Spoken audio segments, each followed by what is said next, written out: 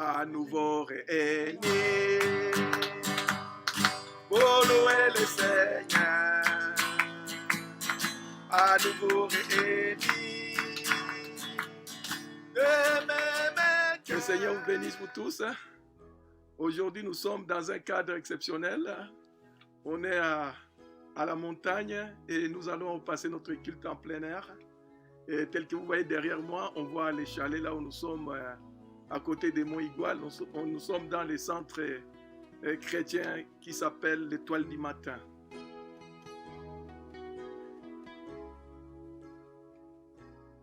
Alléluia. Oui, Seigneur notre roi, nous voulons te dire encore merci. Merci de nous avoir donné cette grâce de pouvoir parler de toi ce matin. Combien nous sommes reconnaissants alors qu'il y a plusieurs personnes, Seigneur notre Dieu, en ce moment. Ils sont peut-être dans des difficultés, dans des afflictions, mais pour nous, tu nous as donné la santé. C'est pour cela, Seigneur, ce matin encore, nous voulons te donner ce qui est de meilleur de nous, parce que tu es digne, comme il est dit dans l'Apocalypse, tu es digne de recevoir l'honneur, puissance, l'autorité, notre Dieu, que nous voulons bénir en toutes choses. Que ton nom soit béni, notre Dieu. Alléluia.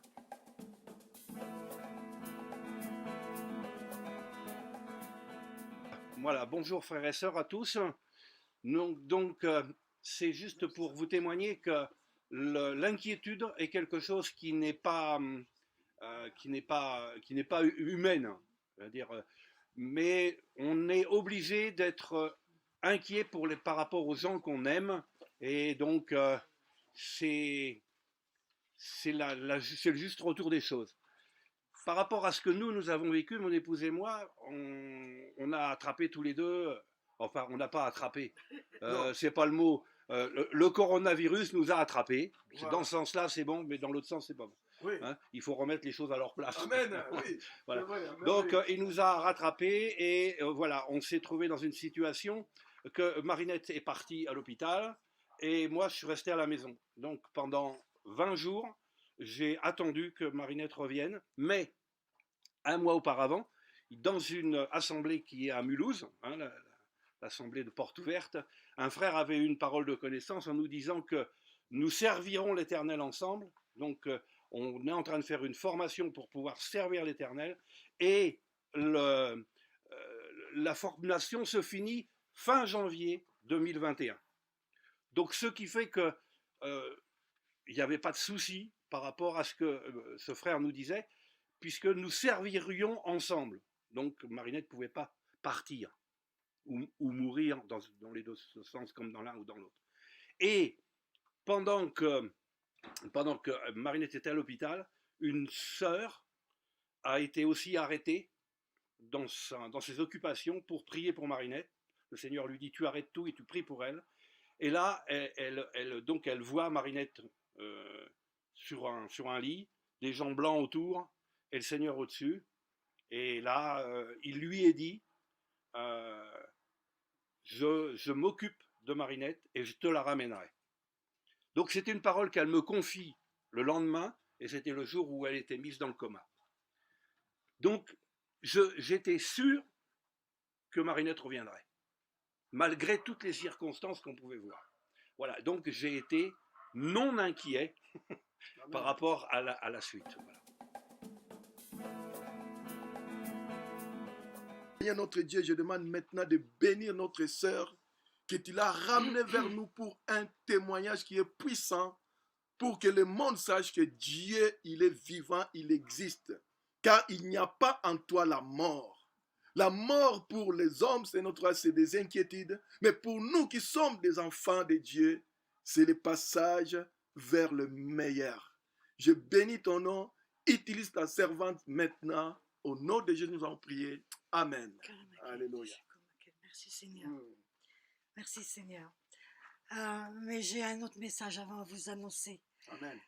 Que j'ai dans le cœur depuis ce matin, c'est la croix est folie pour ceux qui périssent, mais elle est la puissance de Dieu pour quiconque croit. Amen. Et je n'ai pas toujours été chrétienne. Je ne suis même pas née dans une famille chrétienne. Et j'avais pratiquement rien sur ce qu'avait fait Jésus. Et à l'âge de 30 ans, il y a une maladie neuromusculaire qui va me tomber dessus et qui va me conduire à la mort. À petit feu, mais tout doucement. Et j'étais mariée, j'avais 2 enfants petits, et j'ai fait une prière païenne. Si tu existes, fais quelque chose pour moi. Et le Seigneur a entendu mon cri et les médecins ont diagnostiqué la maladie et ont pu me mettre, me donner des médicaments qui vont me permettre de vivre, mais très limité. Et on va déménager, on va habiter dans le Lot-et-Garonne, on est en région parisienne. Et là, quelqu'un va me donner une Bible. Et cette Bible, je l'ai prise avec tellement de bonheur, parce que je disais, mais je veux la lire depuis longtemps, mais je ne savais pas comment en avoir une.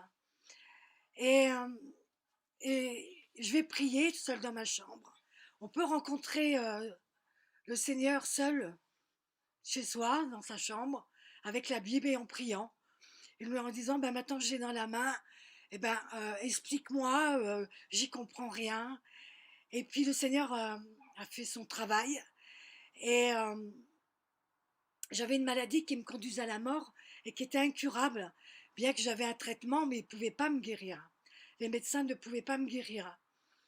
Et j'ai commencé par rencontrer Jésus, le Fils de Dieu. Il passait de lieu en lieu, il faisait du bien partout où il allait. Puis après, j'ai commencé à être convaincue de péché, en lisant toujours la Bible. Et dans Jean, il est dit que c'est Dieu qui fait ce travail, puisque l'Esprit Saint est répandu dans le monde, encore aujourd'hui, partout, dans le monde entier, pour convaincre chaque individu de péché, de justice et de jugement. De péché parce que, pour ceux qui n'ont pas cru en lui, le péché, c'est pas voler, mentir, ça c'est le fruit du péché. Mais le péché, c'est de ne pas avoir cru en Jésus. Et ben, il m'a convaincu. Il m'a vraiment convaincu, mais j'ai vu la liste de mes péchés avant, en lisant la loi, tout ça. Et je disais, bah ça j'ai fait, ça j'ai fait, ça j'ai fait. Et je me suis repentie. Et après, j'ai rencontré l'agneau de Dieu, qui est Jésus. Et quand il rentrait dans,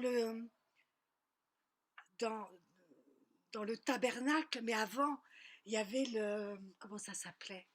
Où il y avait dans le désert, ils construisaient, il y avait mais il y avait le parvis. Oui. Et dans le parvis, ils amenaient l'agneau, le chef de famille arrivait avec l'agneau et il l'amenait au sacrificateur qui posait la main sur la tête de l'agneau et qui disait cet animal allait mourir à cause de moi. Il transférait ses péchés, il allait mourir à cause de moi. Et là, j'ai la révélation que Jésus est l'agneau de Dieu. Et tous mes péchés ont été transférés sur lui et qu'il était mort à cause de moi. J'ai pleuré en recevant cette révélation et que la colère de Dieu était apaisée puisque Dieu est en colère envers nous à cause de nos péchés. Et que là, la colère de Dieu s'était transférée sur Jésus et que la justice de Dieu était accomplie. Et que cette justice aujourd'hui, elle est pour chacun de nous qui plaçons cette confiance. Et c'est le plus grand cadeau qu'on puisse recevoir dans notre cœur, qu'on soit petit ou grand ou moyen. C'est le plus grand cadeau qu'on puisse recevoir dans notre cœur. Après, dans mon corps, j'ai été guérie de cette maladie par la puissance de Dieu. Quelques années après, je ne croyais plus au miracle, puisque la première assemblée que j'ai fréquentée, c'était pas leur truc. Donc il n'y avait pas la prière pour les malades, il n'y avait pas tout ça. Et Dieu a permis de me faire aller avec mes frères gitans à Vie et Lumière. Et là, il y a eu une prophétie qui a été pour moi, et que Dieu me disait, je veux guérir ton corps aujourd'hui. Et c'était puissant, la puissance de Dieu, aussi bien pour recevoir le salut que la guérison, c'est la même, il nous la faut. Parce que on a des barrières qui nous empêchent de de l'apprendre, on a des pensées qui ne sont pas les pensées de Dieu. Et il a fallu la puissance de Dieu pour me convaincre. Et là, j'ai pris par la foi la guérison qu'il m'offrait. Je n'avais pas un mari converti et c'était très difficile à la maison. C'était la guerre. Je disais au Seigneur, mais qu'est-ce que j'ai fait? Il m'a dit, mais je ne suis pas venu apporter la paix, mais la guerre. Dans une maison, il y aura la division entre l'homme et la femme, entre la belle-mère et sa belle-fille. Bon, ben, je vivais la guerre. C'était le temps de la guerre. Mais Dieu m'a convaincu de rester à la maison, de ne pas quitter mon mari. Et je voulais partir X fois. Et puis je disais, mais je tombais à genoux, je disais, ta volonté, pas la mienne. Et il me redonnait la paix et je suis restée. Et Christian, un jour, a fléchi de genoux à son tour devant le Seigneur. Et il a le même passage que moi. Il a été convaincu de péché, il se repentit. Et Dieu, le Seigneur Jésus est venu, il a ôté ses péchés, l'a couvert de sa justice. Et après, on est partis tous les deux au service pour le Seigneur. On a commencé à être bénévoles, mais on a surtout à cœur l'évangile. Aller dans le monde, parler de l'amour de Dieu en Jésus, parler de la croix, parce que la croix, c'est la puissance de Dieu. Après, on donne quelques petites histoires de nos vies, mais l'essentiel, c'est la croix.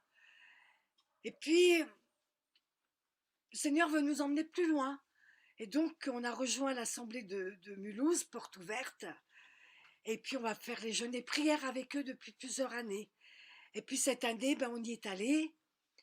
Et puis, ben voilà, le Covid nous a attrapés. Et voilà. Et Christian vous a raconté, moi je suis été transportée à Bordeaux et ils m'ont plongée dans le coma. Et là, dans le coma, j'ai vécu une expérience merveilleuse. Parce que quand on est sauvé, on est sauvé. Et si on peut partir à cause d'une maladie ou un accident, on va directement dans la maison du Père. On arrive à la maison. Et je suis arrivée à la maison là-haut. Et il m'attendait.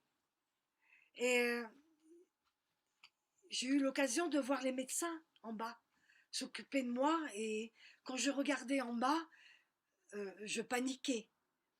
Mais le Seigneur était là et je vous le dis quand ça s'est passé. Il m'a dit, ouvre grand ta bouche.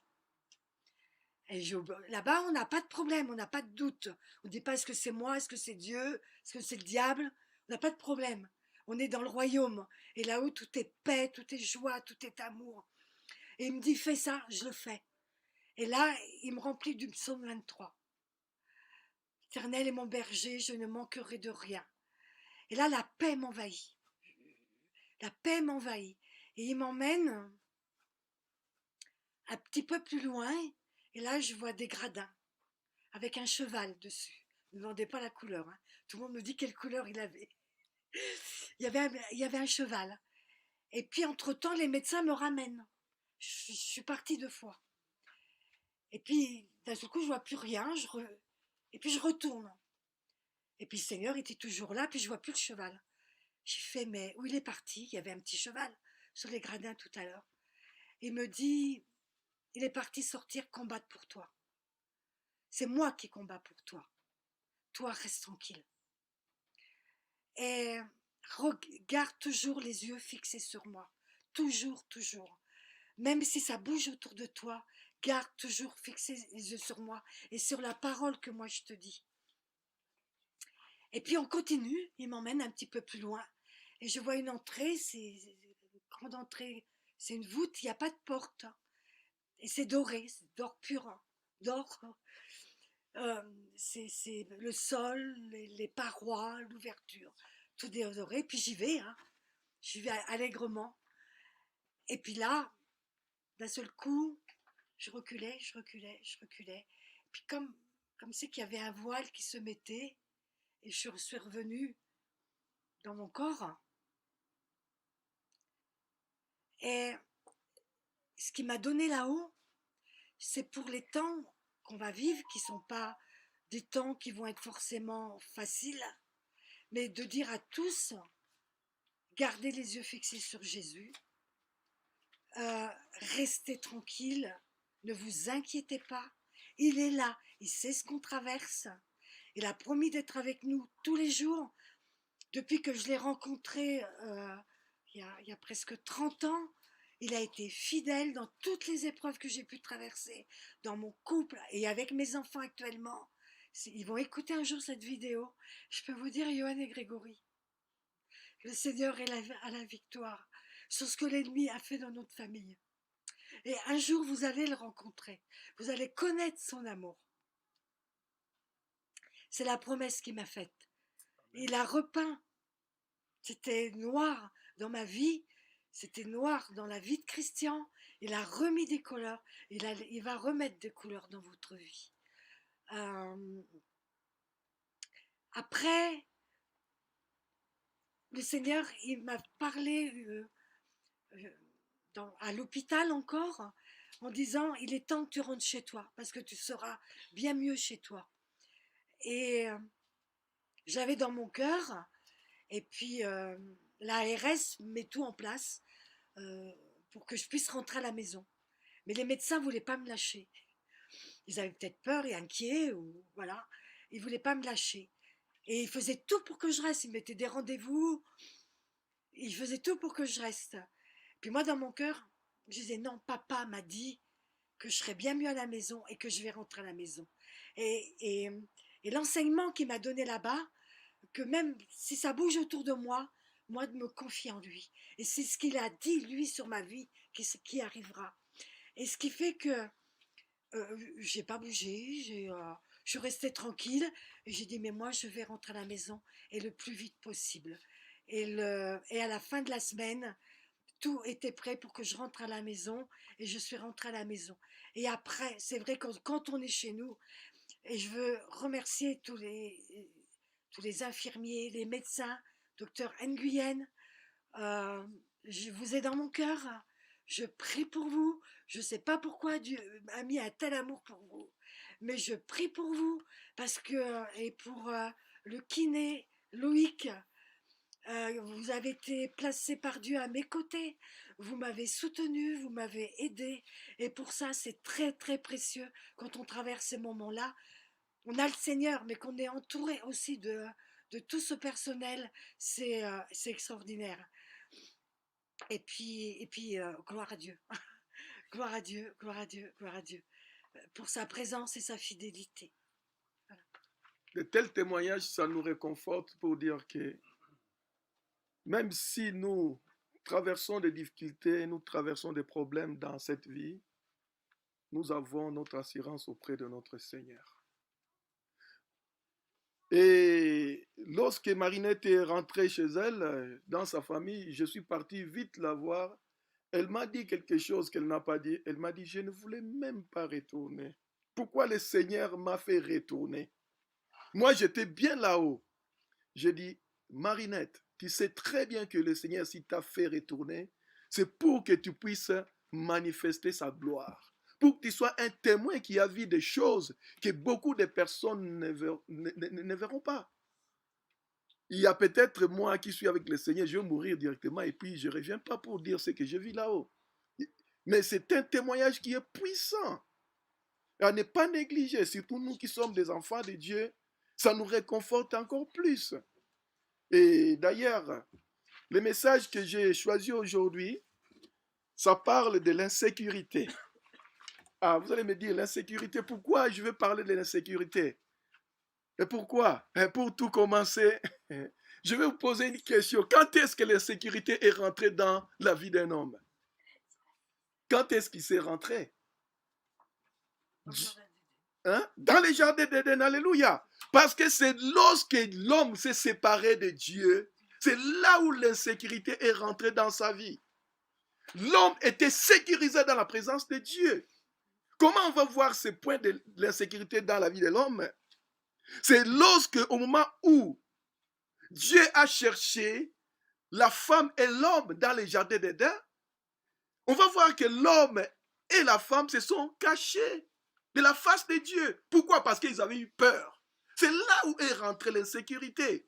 Alors qu'au départ, l'homme était dans la présence de Dieu, il n'y avait pas quelque chose qui pouvait l'inquiéter ou lui faire peur. Mais après cela, la peur est rentrée dans la vie de l'homme. Et ce que je peux dire encore, l'insécurité vient de quelque chose qui s'est collé à l'homme depuis les temps d'Éden. C'est quelque chose de très important et elle est la source de toute insécurité de l'homme. Vous savez cette chose? Vous le savez? Je peux vous le dire? Les inquiétudes. Les inquiétudes. C'est les inquiétudes qui engendrent tout dans le cœur de l'homme. Lorsque l'homme a été chassé des jardins d'Éden, qu'est-ce qui s'est fait? Il a commencé à s'inquiéter du lendemain. Qu'est-ce qui va se passer? En plus de ça, comme Dieu lui avait dit, tu mourras. Les jours où il savait très bien qu'il a touché quelque chose qu'il ne devrait pas toucher. Et les inquiétudes sont rentrées dans la vie de l'homme. Et nous allons lire ce passage qui est écrit dans Marc 4, 35 à 41.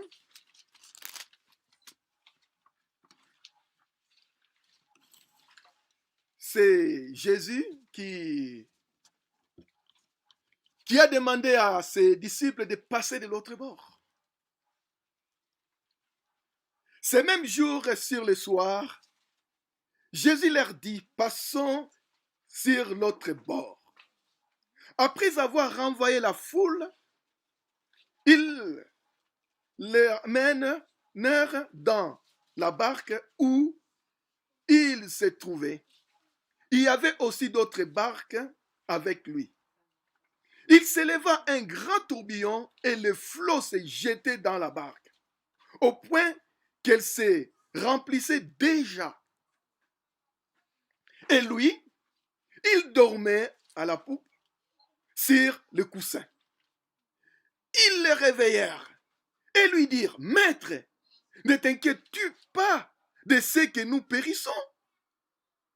S'étant réveillé, il menaça le vent et dit à la mer, Silence, tais-toi. Et le vent cessa et il eut un grand calme. Puis il leur dit, pourquoi avez-vous si peur? Comment n'avez-vous point de foi? Ils furent saisis d'une grande frayeur et ils se dirent les uns les autres, quel est donc celui à qui obéissent même le vent et la mer? Alléluia. Mais bien aimés, frères et sœurs, ici nous voyons cette situation qui s'est passée avec les apôtres et Jésus. Qui leur avait dit d'aller de l'autre bord? C'est Jésus. Mais lorsqu'il leur a dit d'aller de l'autre bord, il s'est passé un événement qui ne s'attendait pas. Il y eut une tempête, des tourbillons, et qu'il y eut des flots d'eau, et qui commençaient même à rentrer dans la barque. Chose étrange. Chose étrange. C'est bizarre quand même. Alors qu'il y avait une tempête, une grande tempête qui s'abattait sur la barque. Mais Jésus, lui, qu'est-ce qu'il faisait? Qu'est-ce qu'il faisait Jésus? Il dormait. Pensez-vous c'est possible? Lorsqu'il y a des flots, des vagues, des tempêtes qui s'abattent sur une barque. La barque, ce n'est pas un gros bateau comme on voit aujourd'hui, des bateaux de 5 ou 10 étages aujourd'hui. Même s'il y a des vagues, ça ne bouge même pas. Mais une barque. J'étais en Afrique lorsqu'on allait avec mes tontons à la pêche. Lorsqu'il y a seulement un petit vent. La barque fait comme ça, on était là comme ça. Et surtout si on ne savait pas nager.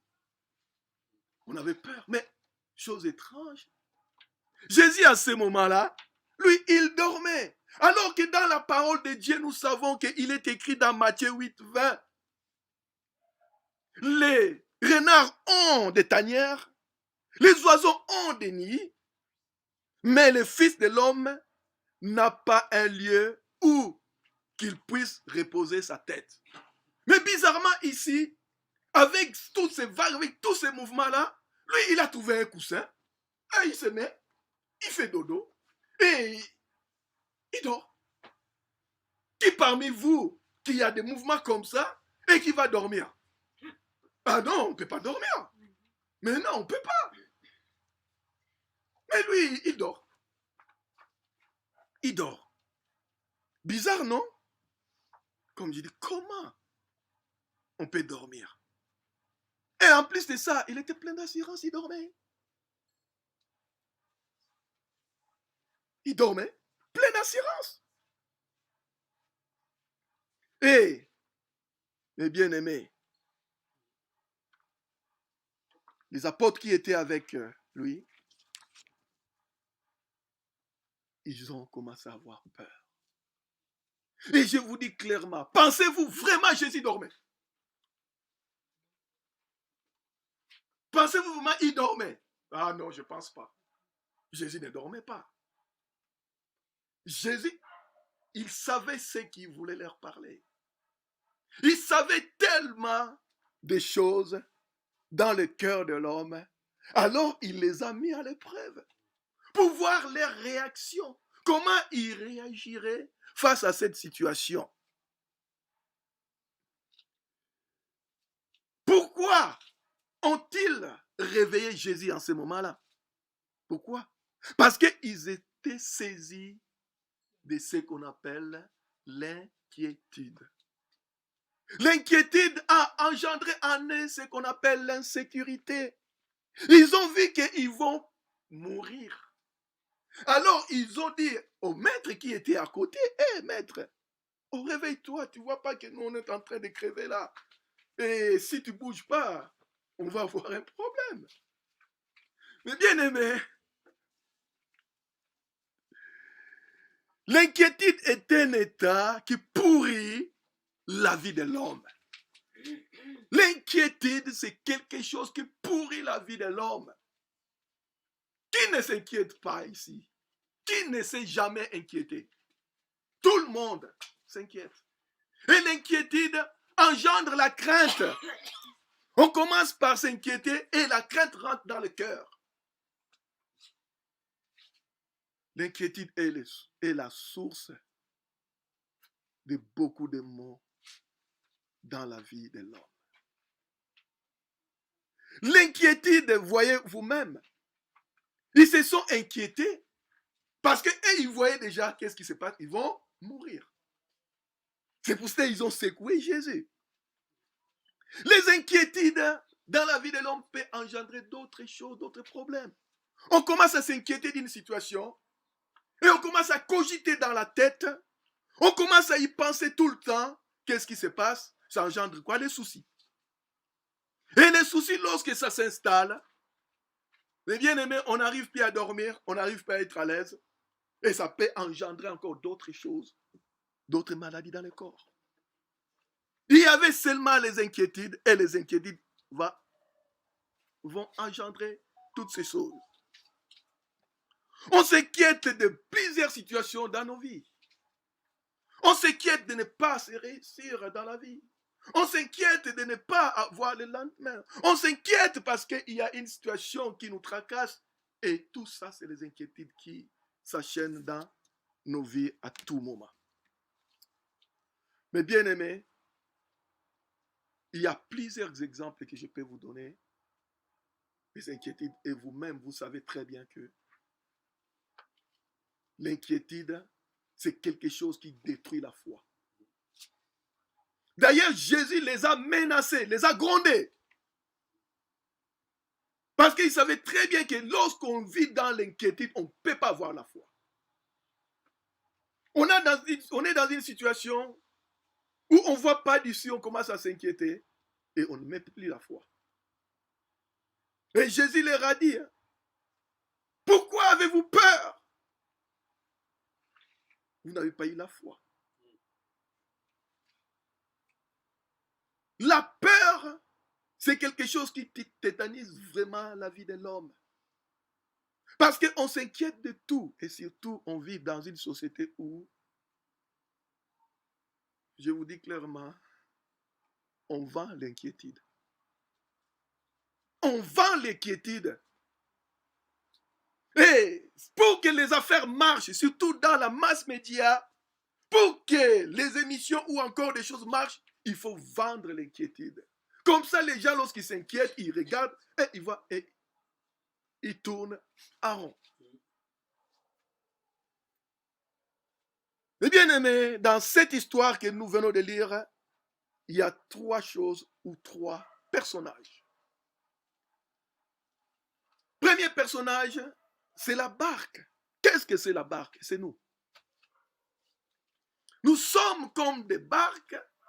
Et deuxième chose, c'est la mer. La mer, c'est l'océan des cours de nos vies.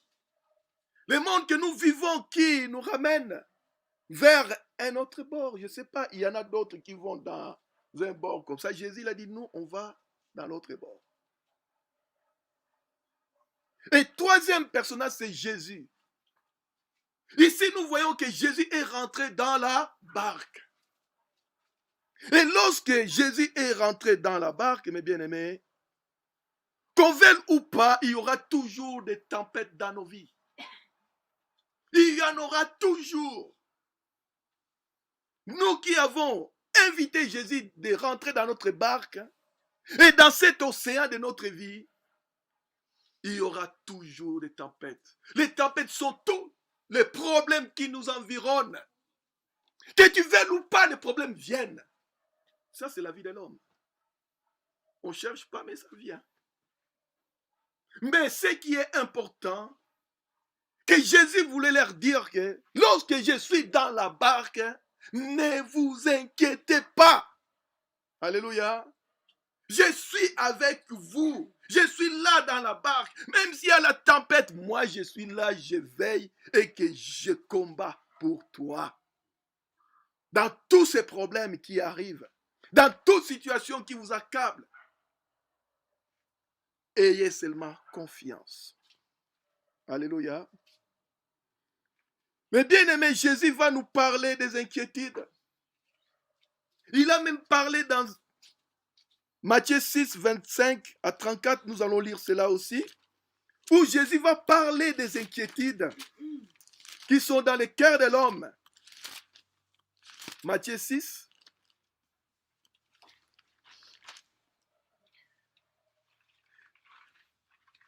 Ici, il est dit de ne pas s'inquiéter. C'est pourquoi je vous dis, ne vous inquiétez pas pour votre vie, de ce que vous mangerez, ni pour votre corps, de quoi vous serez vêtus.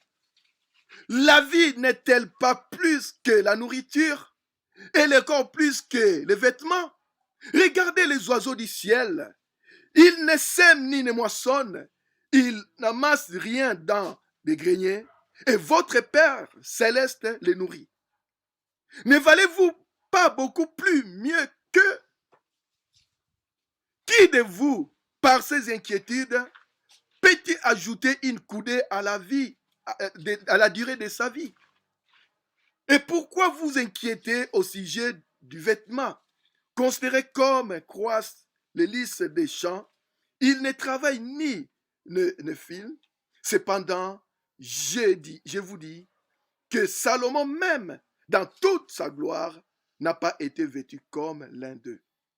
Si Dieu revêt ainsi l'herbe des champs qui existe aujourd'hui et qui demain sera jeté au four, ne vous vêtira-t-il pas?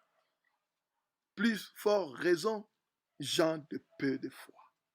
Il met encore l'accent sur la foi. Les inquiétudes enlèvent la foi. Les inquiétudes, c'est quelque chose qui vient et qui mine notre foi. Si on veut grandir dans notre foi, bannissons les inquiétudes dans nos vies.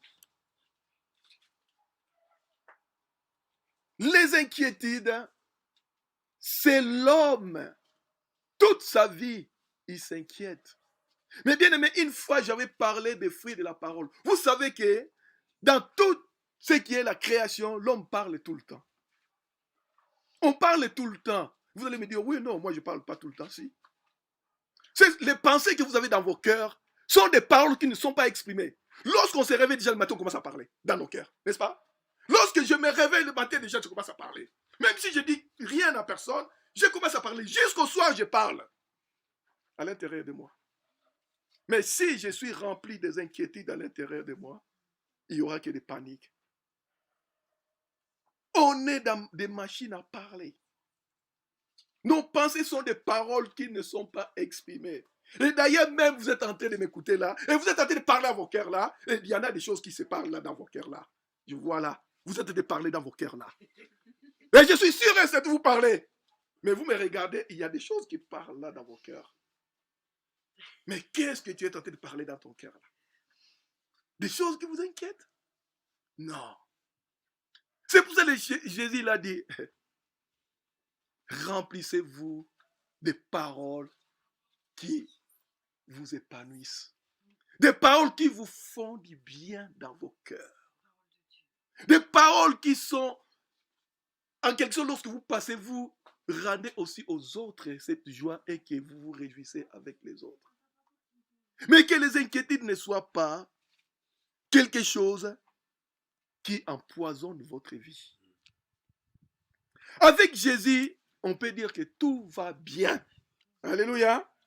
Même si on traverse des situations difficiles, la foi dit, tout va bien. Il y a dans la Bible une femme, la Sunamite, vous savez, cette femme-là avait perdu son fils. Et son mari dit, mais qu'est-ce qui se passe là? Cette femme a dit quoi? Tout va bien. Tout va bien. Avec Jésus, tout va bien. Si on fait confiance au Seigneur, mes bien-aimés, le Seigneur ne nous laissera pas dans les inquiétudes. Comme je vous dis, le monde est dans les inquiétudes. Le monde est conditionné dans des choses pour rendre des gens inquiets. Les gens s'inquiètent de rien du tout. Autrefois, il y a quelqu'un qui me dit, oh, je ne sais pas si demain, qu'est-ce qui se passera avec ces problèmes qu'on a aujourd'hui là. Mais le Seigneur Jésus l'a dit quoi? Ne vous inquiétez de rien. Le Seigneur Jésus l'a dit, le lendemain prendra soin de lui-même. Qui peut rajouter une coudée à la durée de sa vie à cause des inquiétudes? Comment tu vas t'inquiéter aujourd'hui pour des jours à venir alors tu ne sais même pas si tu vas arriver à ces jours-là? Jésus nous a dit, chaque jour suffit sa peine. Je ne vais gâcher ma vie aujourd'hui là, alors que j'ai toutes les possibilités de vivre bien pour demain que je n'ai même pas arrivé. Non. Les inquiétudes. Et la parole de Dieu nous dit dans Ésaïe 30, 15, c'est dans la tranquillité, dans le calme sera votre salut. Et dans le calme et la confiance sera votre force. Mais il paraît que ils ne les ont pas voulu. Vous êtes avec Christ comme les apôtres étaient dans la barque avec Christ. Et votre vie n'est pas isolée comme ça, mais c'est Jésus qui est venu avec vous et il vous conduit de l'autre bord. Le Seigneur, il a dit, vous serez persécutés, mais non abandonnés. Alléluia. Mais bien aimé, je connais une femme dans la Bible. Cette femme-là avait réussi une bonne part. Vous connaissez cette femme? Marie. Alléluia. Et nous allons lire ce passage qui est dans la Bible, dans Luc 10. On ne fait plus la vaisselle, on ne fait plus le ménage. Alléluia. Donc, cette femme avait choisi une bonne part. Donc, Luc 10, 38 à 42.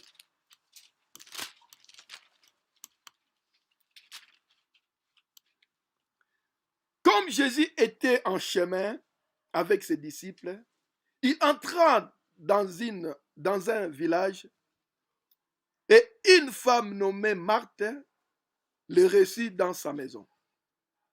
Elle avait une sœur nommée Marie qui, s'étant assise aux pieds du Seigneur, écoutait sa parole.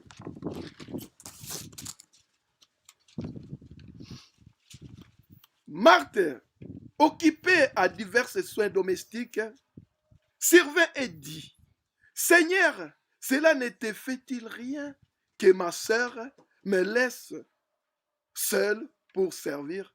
Dis-lui donc de m'aider. Oh là là. Oh là là. Mes bien-aimés, chose qu'il ne devrait pas faire. Pourquoi il n'est pas parti elle-même dire à sa sœur, viens qu'on fasse des choses? Vous voyez pas qu'il y a l'air accusateur là? Elle est passée pour accuser sa sœur au Seigneur. Pour dire que, ah ouais, elle ne fait rien du tout, elle n'est qu'assise là. Alors que moi, je fais tout. Mais, Seigneur, tu ne vois pas que moi, je fais tout. Et que ma sœur, elle est assise là, elle ne fait rien. Ce n'est pas le fait de faire des choses ou encore, mais la façon dont cette femme est partie dire à Jésus, ce n'est pas de la bonne manière. Elle est partie accuser sa sœur au Seigneur. Mais le Seigneur, lui, il connaît toutes choses. Rien ne peut être caché devant lui. Il savait très bien la clé de ce problème de cette femme. Alléluia. Le Seigneur lui a répondu avec une parole de connaissance. Une parole que Dieu savait bien son cœur. Jésus savait bien le cœur de Marthe. Le Seigneur lui a dit, Marthe. En plus, ça, Marthe. 2 fois. On dirait que Marthe était loin. Marthe. Marthe. Tu t'inquiètes et tu t'agites pour beaucoup de choses. Alléluia. C'était seulement une parole pour révéler l'état de cette femme. Elle vit dans des inquiétudes et elle a beaucoup de tourments dans son cœur. Ça, ce n'était qu'une goutte d'eau qui était là pour qu'elle vienne dire au Seigneur, voici ma sœur qui fait ça. Mais c'est une femme qui vivait dans l'agitation et dans les inquiétudes. Et le Seigneur lui dit, oh, arrête de t'inquiéter. Tu t'agites pour beaucoup de choses. Et le Seigneur va dire, une seule chose est nécessaire. Alléluia. Marie a choisi la bonne part qui ne lui sera point ôtée. Être à l'écoute de la parole de Dieu. Alléluia. On voit Jésus, il est là. Et que Jésus, il est là, il t'enseigne. Et toi, au lieu de faire, d'écouter, non. Tu vas là-bas faire les services là pour dire que je fais des choses pour toi. Beaucoup, nous, qui sommes des enfants de Dieu, nous sommes dans cet état de marque aussi. Je vais faire des choses pour l'église, pour que les autres voient que je vais faire des choses, je vais faire des choses, je vais faire des choses, je vais faire des choses. Et on ne sert plus Jésus, on sert l'église. Et oui, on peut tomber. Hein. On ne sert plus Jésus, mais on sert l'église. Pour que les autres voient que moi je fais. Jésus, tu vois combien moi je fais des choses et les autres ils ne font pas. Toujours dans l'accusation des autres. Ça révèle l'état d'inquiétude des cœurs de l'homme. On s'inquiète de ne pas être considéré. On s'inquiète de ne pas être vu par les autres. On s'inquiète de ne pas réussir. On s'inquiète et on tourne à rond dans toutes ces inquiétudes qui est dans le cœur de l'homme. Mais bien aimé, dans le Proverbe 12, 25, il est dit, que nous allons lire, Proverbe 12, 25.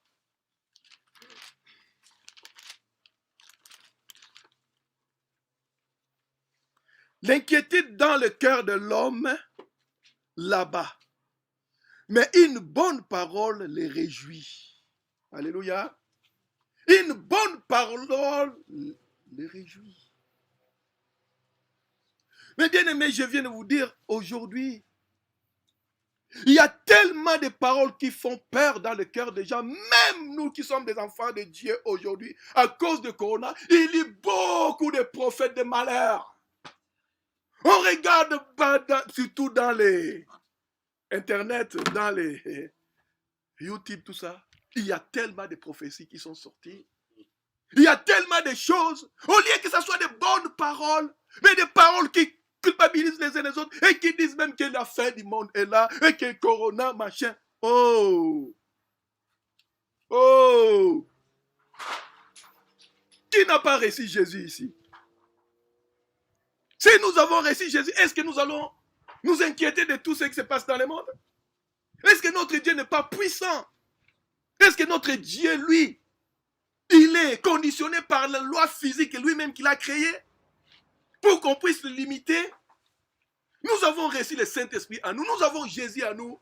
Il a dit seulement de lui faire confiance. Même s'il y a Corona, nous sommes sages, mais nous sommes dans la paix. C'est dans le calme et la confiance en Jésus sera notre force. Qu'il y ait Corona ou pas, dans le monde, il y a toujours des maladies, il y a toujours des épidémies. Et il y en aura toujours tant que Dieu ne vient pas pour chercher son église. Il y en aura toujours. Il y en aura toujours des naissances et des morts. Il y en aura toujours. Et c'est à nous qui avons reçu le Saint-Esprit. Et que le Saint-Esprit qui est notre consolateur. Il a dit, je ne vous laisse pas seul. Je vous enverrai le consolateur. Et l'Esprit de vérité vous révélera toutes choses. Le Seigneur nous a dit de ne pas nous inquiéter, les bien-aimés. Il ne faut pas se fier à ce que le monde dit tout le temps. Comme je vous ai dit déjà, le monde est là pour nous faire vendre la peur. Pour créer les inquiétudes dans le cœur des gens. Parce qu'ils savent que l'homme, lorsqu'il s'inquiète, il est insécurisé. Et dans l'insécurité, on fait beaucoup de choses qui ne sont pas bonnes. L'insécurité dans le cœur de l'homme. Et comme je vous dis, les pauvres, ils s'inquiètent parce qu'ils n'ont pas d'argent. Lorsque l'on est riche, on s'inquiète parce qu'il y a des voleurs qui vont voler. Oh, je vais perdre mon argent. Il y a toujours l'inquiétude. Mais la bonne part, c'est d'avoir Jésus dans la barque. Alléluia. C'est la bonne part d'avoir Jésus dans la barque. Et cela, personne ne vous enlèvera Jésus. Il a dit, je ne vous abandonnerai jamais. Mais il nous a laissé notre libre arbitre. C'est nous-mêmes, nous sommes capables de l'abandonner. Alléluia. Eh oui. Lui, il ne nous abandonne jamais. Il a dit, je suis dans la barque. Même si il y a la tempête, tu penses que je dors, j'ai un bon coussin. Mais sache que je ne t'abandonne pas, je suis avec toi. Alléluia. Mais bien aimé, pour terminer, il y a une recommandation que Dieu nous a donnée. Et cette recommandation, il faut que ça reste dans nos cœurs comme un point qu'on n'oublie pas. Et cette recommandation, nous allons lire cela dans Philippiens 4, 6 à 7. Alléluia. C'est une recommandation pour nous qui sommes des enfants de Dieu. Et cette recommandation soit pour nous une assurance. Alléluia. Et cette assurance, mes bien-aimés, on va les lire dans Philippiens. On va lire cela dans Philippiens 4, 6 à 7. Que vous ne voulez pas, c'est une recommandation. C'est l'impératif. Alléluia. Il est dit, ne vous inquiétez de rien. Ne vous inquiétez de rien. Est-ce que il est dit, Inquiétez-vous de quelque chose? De rien, ça veut dire zéro inquiétude. Alléluia. Ne vous inquiétez de rien. Bien sûr, Dieu sait qu'il y aura toujours des problèmes qui peuvent nous engendrer les inquiétudes. Et c'est pour cela qu'il a dit, et il va continuer. Mais en toutes choses, faites connaître vos besoins à Dieu. Alléluia. En toutes choses. Que ce soit des choses qui sont énormes, comme des montagnes, et foi, et commandez ces choses à Dieu. En toutes choses. Alléluia. Ils n'ont pas dit en quelque chose, ou des choses que tu peux, ou des choses que tu ne peux pas commander, mais en toutes choses, faites connaître vos besoins à Dieu par des prières, des supplications, des actions, des grâces. Alléluia. Et lorsque vous faites reconnaître tous ces besoins à votre Dieu, alors vous êtes encore dans des inquiétudes? Mais non. Et il est dit quoi à la suite? Et la paix de Dieu. Alléluia. La paix de Dieu n'est pas la paix de ce monde. La paix de Dieu n'a rien à voir avec la paix de ce monde. Vous savez, les gens ils disent, ah oui, nous sommes en paix, mais ils ne sont pas en paix, ils sont en train de se guetter les uns les autres. Pour dire que qui va commencer, qui ne va pas commencer. Non, nous sommes en paix, mais les cœurs n'y est pas. Et voyez vous-même des États comme ils sont armés tellement jusqu'aux dents, et ils disent que oui, nous sommes en paix. Non, ils ne sont pas en paix. Mais la paix de Dieu qui surpasse toute intelligence. Alléluia. La paix intérieure. L'homme peut dire, ah oui, tout va bien, mais dans le cœur tourmenté parce qu'il n'y a pas Dieu. Mais lorsque Jésus il vient, il va donner cette paix qui surpasse toute intelligence, qui est au-delà de l'intelligence de l'homme. C'est Jésus seul qui donne cette paix. Alléluia. Et gardera vos cœurs et vos pensées en Jésus-Christ. Alléluia. Je vous ai dit, nous sommes des appareils à parler. Lorsque je me réveille le matin, je commence à parler dans le cœur. Oh, je vais faire ça. Même, mes sœurs, lorsque vous préparez, vous faites la cuisine, tu es calme, mais tu es en train de dire à l'intérieur de toi, oui, je vais mettre cet ingrédient, je vais faire ça. Et lorsque tu travailles, un homme, il est en train de forger là, dans son cœur, il est en train de parler ce qu'il est en train de faire, n'est-ce pas? Et là, on a dit, et lorsque on recommande toutes les choses qui nous arrivent en Jésus, mes bien-aimés, et nos cœurs et nos pensées seront toujours en Jésus. Alléluia. C'est Jésus qui est la source de paix. C'est Jésus qui enlève les inquiétudes dans le cœur de l'homme. Sans Jésus, mes bien-aimés, l'homme, il est l'éternel insatisfait. Il s'inquiète de quelque chose lorsqu'il l'a. Il le laisse, il y a les inquiétudes qui apparaissent d'autres côtés. Et c'est toujours comme ça. Mais avec Jésus, et toutes ces inquiétudes, toutes ces craintes partent. Alléluia. C'est merveilleux. Oui, soyons remplis de la parole de Jésus. Comme il est dit, c'est l'abondance du cœur que la bouche parle. Si nous sommes remplis de la parole de paix, de la parole de Jésus, mes bien-aimés, c'est nous qui sommes capables d'aller donner la paix. C'est nous qui sommes capables d'aller donner la paix là où il y a les inquiétudes. Parce que la bonne nouvelle donne la paix. L'évangile est là. Que Jésus nous a donné pour que nous puissions aller donner aux uns et aux autres qui n'ont pas la paix et qui n'ont pas dans leur barque Jésus. Afin que Jésus puisse rentrer dans leur barque. Et lorsqu'il y aura des tempêtes, Jésus va les calmer. Alléluia. Parce que lui, il sait toutes choses. Il n'a pas dit tu coulerais. Il n'a pas dit que tu sombrerais. Mais il a dit seulement, allons de l'autre bord. Alléluia. Allons de l'autre bord. Et mes bien-aimés, et la solution à tout ça, regardons dans Philippiens 4, 19. Qu'est-ce qu'il est dit? Notre Dieu, il est merveilleux. Alléluia. Il n'est pas limité. Il n'est pas démuni.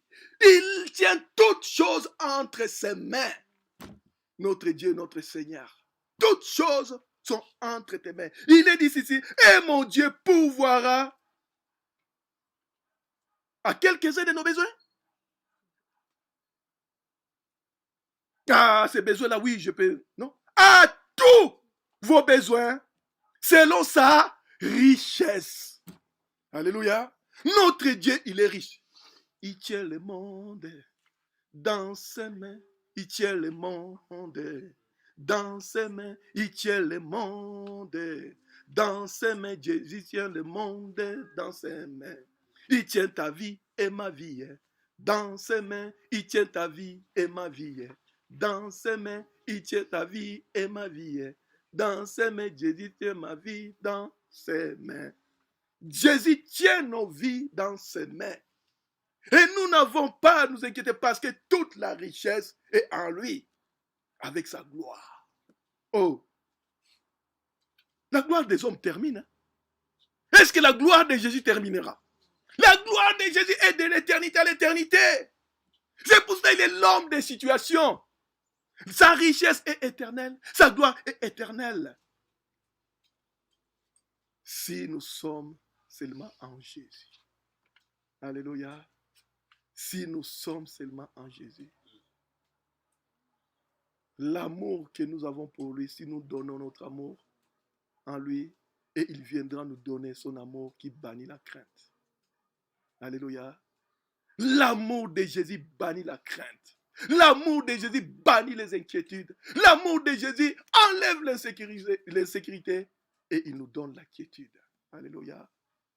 Que son nom soit béni. Et surtout dans cette période que nous traversons, une période où le monde est toujours dans les inquiétudes. Économiquement parlant, où est-ce qu'on va? Et Corona, et ça commence, et tout ça.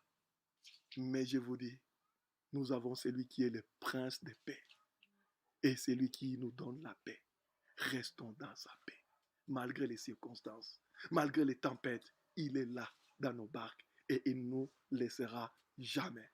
À lui soit la gloire, l'honneur, l'autorité, la puissance pour des siècles des siècles. Amen. Seigneur notre Dieu, nous voulons te dire encore merci. Merci de nous avoir permis de passer ce temps avec toi. Car le monde est le monde dans ses inquiétudes. Mais toi, tu nous dis de ne pas nous inquiéter, mais à toute chose de faire connaître nos besoins à toi. Seigneur, dans nos cœurs, il y a tellement de besoins. Dans nos vies, il y a tellement de besoins. Seigneur, si nous rentrons, Seigneur mon roi, dans ces besoins, dans nos inquiétudes, Seigneur, nous ne pourrons pas avoir la foi. C'est pour cela, c'est notre Dieu, nous voulons que tu viennes augmenter notre foi afin de bannir les inquiétudes qui nous assaillent de partout. Je te loue, je te bénis. Je te dis merci Seigneur Jésus. Amen. Alléluia.